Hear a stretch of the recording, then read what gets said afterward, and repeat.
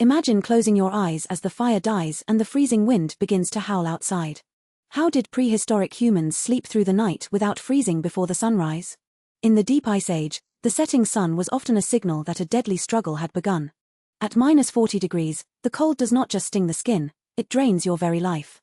Falling asleep is necessary, but in this severe cold, it can hide the signs of danger. The frozen ground pulls heat directly from the body faster than the air ever could. As the fire grows smaller, the window for survival begins to close for everyone nearby. Wet clothing or bedding was a death sentence, carrying precious warmth away from skin. Children and the injured were the most vulnerable when the Arctic winds began to roar. Choosing the wrong place to rest meant you might never wake up to see the morning sun. Exhaustion makes you less alert, making it harder to notice the signs of hypothermia. Every breath releases heat into the atmosphere, a constant loss that must be managed. But humans did not just give up. They developed clever systems to fight the freeze.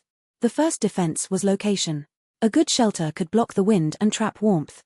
Natural depressions and rocky overhangs provided the foundation for a safe campsite. Hide shelters were often reinforced with snowbanks to create a solid thermal barrier. In some regions, massive mammoth bones were used to construct sturdy, insulated homes. Entrances were carefully positioned to face away from the prevailing Arctic winds. Small sleeping areas were much easier to heat with body warmth than large open spaces. Low ceilings reduced the amount of empty air that needed to be warmed by the fire. However, caves were not always perfect. Moisture and falling rock were constant risks. Poor ventilation could lead to dangerous smoke buildup inside tightly sealed shelters. Would you choose the cave, the hide shelter, or staying by the open fire tonight? Caves were often already occupied by dangerous predators looking for their own warmth. Stone walls could act like a thermal battery, absorbing heat and releasing it later. Blocking the wind was the first step, but the second problem was beneath their feet. Shelter provided a microclimate, a small pocket where survival was actually possible. The ground was a heat thief. People learned to build platforms of dry grass and moss. Layers of dry branches and reeds created an insulating gap between the body and ice. Animal hides were placed fur-side up to trap warm air directly against the sleeper. Woven plant mats added another layer of protection from the damp, freezing earth. Think about how cold a tile floor feels even with a warm blanket on top of you. Insulation beneath the body was often more important than the blankets used above. By trapping air in these natural materials, they reduced heat loss through conduction. A well-made bed could stay dry and warm even when the outside world was frozen solid. Dryness was key. Wet bedding would freeze and pull warmth away instantly. The group had to constantly maintain these materials to ensure they stayed effective. With the ground problem solved, the next layer of protection was their clothing. Bone needles allowed for tailored clothing that fit the body tightly to trap air. Layering was essential. Multiple thin hides were warmer than one heavy, stiff skin. Fur provided excellent insulation by trapping a thick layer of still air near skin. Feet and hands were extremely vulnerable and required specialized fur coverings. Modern people hate when a foot peeks out, but back then, it was a genuine danger. One damaged seam or a small hole could allow a deadly draft to enter the clothing. Clothing needed constant repair to keep the microclimate around the body intact. Dry footwear was a priority. Damp boots would lead to frozen toes in minutes. Hoods were designed to protect the neck and head, where heat loss is very high. The technology of the Ice Age was built into the very stitches of their garments. But even the best clothing could only hold heat for so long without a source of fire. Fire was the heart of the camp, but it was not as simple as building a giant blaze. Fuel was hard to find and difficult to keep dry in a world of snow and ice. Hot embers could preserve heat for hours after the main flames had died down. Someone had to stay awake or wake up regularly to feed the fire through the night. Sparks were a constant danger.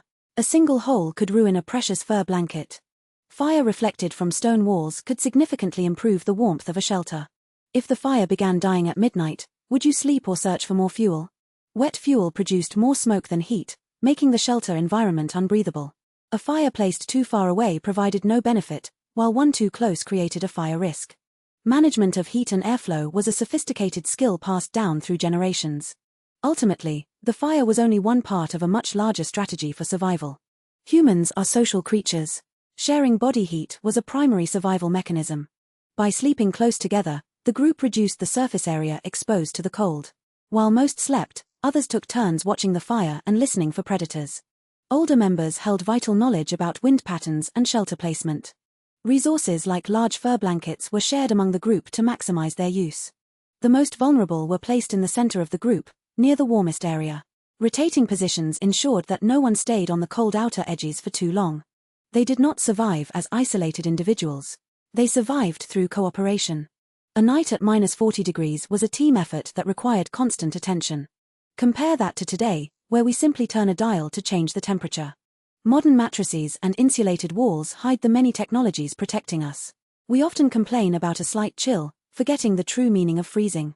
We sleep with the certainty that we will wake up in a warm, dry environment. Electric blankets and weather forecasts have replaced the need for constant vigilance. Our ancestors had to earn every hour of rest through hard work and clever planning. The morning sun was a victory, a sign that the group systems had worked once again. The greatest survival tool was not just fire or fur, but accumulated knowledge. If you found this survival story interesting, please like and subscribe to Glacial. Share this with a friend who loves history and help us grow our tribe of curious minds. Which would you trust at 40°C, fire, fur, shelter, or other people? Tell us below.